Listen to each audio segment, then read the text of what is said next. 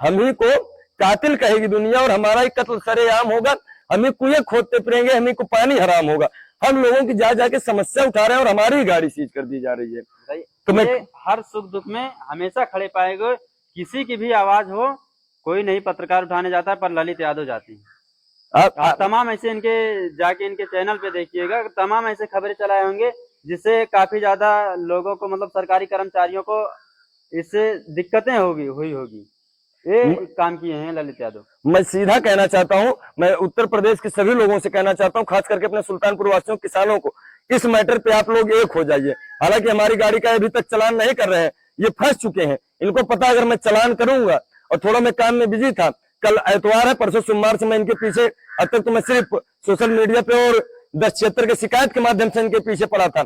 लेकिन परसों एतवार से मैं अदालत, सोमवार को मैं अदालत में जाऊंगा और माननीय न्यायालय के समक्ष मैं अपना पक्ष रखूंगा और ऐसे भ्रष्ट अधिकारी को, तहसीलदार को मैं न्यायालय में बुलवाऊंगा अपने वकील के माध्यम से कि इनको बुलाया जाए और इनसे पूछा जाए कि मेरी क्या गलती थी। मेरी गाड़ी को 1 हफ्ते से अपने कब्जे में लेके बैठे हैं। 36-5-41 घंटे मुझे थाने पे बैठाया गया। किस लिए बैठाया गया? अगर मुझे बैठाया गया तो मेरे ऊपर कोई कार्यवाही क्यों नहीं की गई, आप बताइए जरा। और मैं उत्तर प्रदेश के अपने खास करके सुल्तानपुर के किसानों से कहना चाहता हूं कि आप लोग इस मैटर पे एक हो जाइए। जिस प्रकार हम लोग, जब हमारी एमएसपी काला कानून सरकार लाए थे, तो हम लोग एक होकर आंदोलन करके काला कानून वापस किए थे, उसी प्रकार हम लोग एक हो जाएंगे। और ये जो भ्रष्ट सिस्टम है, इसके खिलाफ हम मिलकर इनकलाबी आवाज में इनकलाब जिंदाबाद का नारा लगा के इस सिस्टम को हम पूरा खदेड़ने का, भ्रष्टाचार खत्म करने का काम करेंगे। क्योंकि हमारा घर बनेगा तो हम मिट्टी नहीं पटाएंगे, क्या सरकार पाटने के लिए देगी? सरकार भेजेगी अपने घर से मिट्टी हमारे लिए। सरकार का, हम अगर हमारे घर पे पानी घुस रहा है, हम नीचे हैं, सरकार रोड ऊंचा करा रही है, पानी हमारे घर में भर रहा है, हमारे घर में पानी घुस रहा है, तो सरकार आएगी उसको, उसमें मिट्टी पाटने की मैं आऊंगा। मेरा खेत है, मैं अपने खेत से अपने, मुझे पता है ये बात। अगर मैं किसान हूँ, मेरे खेत से कितनी मिट्टी निकालनी है, कितना क्या करना है, क्योंकि आगे मुझे फसल भी तैयार करनी है। ये सारी हमारी जिम्मेदारी है कि मैं अपने खेत से कितनी मिट्टी निकालना है, मुझे कितना उपयोग करना है। सरकार की जिम्मेदारी नहीं है। मैं कोई बुड़बक आदमी नहीं हूँ, मैं किसान आदमी हूँ। उतनी ही मिट्टी निकालूंगा जितनी मुझे जरूरत है, जितने हमारे खेत से निकल सकते हैं, क्योंकि मिट्टी निकालने के बाद मुझे फसल भी तो लगानी है। यहाँ पे हम यही कहेंगे कि देवानंद तिवारी जो तहसीलदार हैं, उन जैसे अगर भ्रष्ट अधिकारी रहेंगे तो किसान हर जगह पे बेवजह परेशान होता रहेगा, है नहीं सर? वही मैं कह रहा हूँ ना कि ये यहाँ से तो ये जाए। और मैं शासन प्रशासन से, डीएम साहब से मैं निवेदन करना चाहता हूँ, देवानंद तिवारी जैसे तहसीलदार की संपत्ति की जांच होनी चाहिए। ये वैध तरीके से कमाया है कि अवैध तरीके से कमाया है? अगर अवैध तरीके से कमाया है तो इसके ऊपर तुरंत तत्काल कार्यवाही हो। क्योंकि मैं इसका इतिहास पता करके बैठा हूँ। ये पूरे जनपद के खनन माफियाओं से, जिनका डंपर चल रहा है, जिनकी जेसीबी चल रही है, जिनका डिप्पर चल रहा है, सबसे पैसा लेके अवैध खनन, रात दिन अवैध खनन करवाता है। तो इसकी संपत्ति की जांच होनी चाहिए। अगर संलिप्तता पाई जाती है तो उसके साथ कठोर से कठोर दंडात्मक विभागीय कार्यवाही मैं चाहता हूं।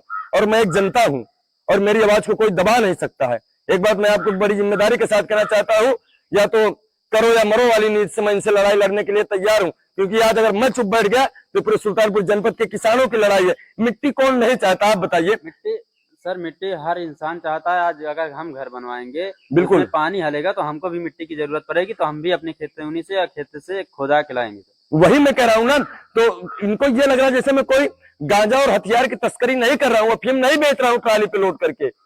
कृषि कार्य के लिए जो हमारी मशीन है जिससे मैं खुदाई कर रहा हूँ, वो भी कृषि यंत्र है, वो ट्रैक्टर से चलता है। हमारे यहाँ के खनन इंस्पेक्टर साहब से एक बार शिकायत हुई थी। मैं अपने ही बगिया में, पीछे चांदुआ की बगिया, वहीं पे मैं मिट्टी निकाल के घर की पताई कर रहा था। तो ये खनन अधिकारी, खनन इंस्पेक्टर साहब आए, उन्होंने कहा कि मैं इसको सीज नहीं कर सकता, ये तो कृषि यंत्र है, जो कि खनन उनके विभाग में है। तहसीलदार का काम नहीं है किसी टाली पकड़ना। तहसीलदार का सीधा सा काम है कि वो सिर्फ जो खतौनी है, जो सरकार की जमीनों पे अवैध कब्जा कर रहा है, ये सब देखो। और मैं मानता हूं, लेकिन जहाँ अवैध खनन हो रहा है उस पर जाके कार्रवाई करें। तो हम यही कहेंगे कि देवानंद तिवारी जी को आप हमसे संपर्क कीजिए, हम तुम्हें दिखाएंगे कहाँ पे अवैध जमीनों, सरकारी जमीनों को कब्जा किया जा रहा है, वहाँ पे आप कार्रवाई करने नहीं जाओगे। और अवैध तरीका से खुदाई किया जा रहा है, वहाँ पे आप कार्रवाई करने नहीं जाओगे। तहसीलदार देवानंद तिवारी जी से स्पष्ट शब्द में मैं कह देना चाहता हूं, और खास करके सुल्तानपुर के उच्च अधिकारियों से कह देना चाहता हूं, अगर हमारे साथ अन्याय होगा तो मैं विधानसभा के सामने जाके आत्मदाह कर लूंगा। और क्योंकि मैं इतना भ्रष्ट देख नहीं सकता, शुरू से भगत सिंह को मैं मानता हूं। अगर भ्रष्टाचार होगा, ये देश हमारा वीरों का देश है, इन जैसे भ्रष्टाचारियों का देश नहीं है। इस देश को हमारे वीर सपूतों ने खूनों से सींच के इस देश को उपजाया है, उनकी हम लोग फसल हैं, और हमारे देश के क्रांतिकारियों के भावनाओं के साथ हम लोग खिलवाड़ नहीं देख सकते हैं। भ्रष्टाचार करना कानूनन अपराध है और इस अपराधी को कानून सजा दे, मेरा निवेदन है।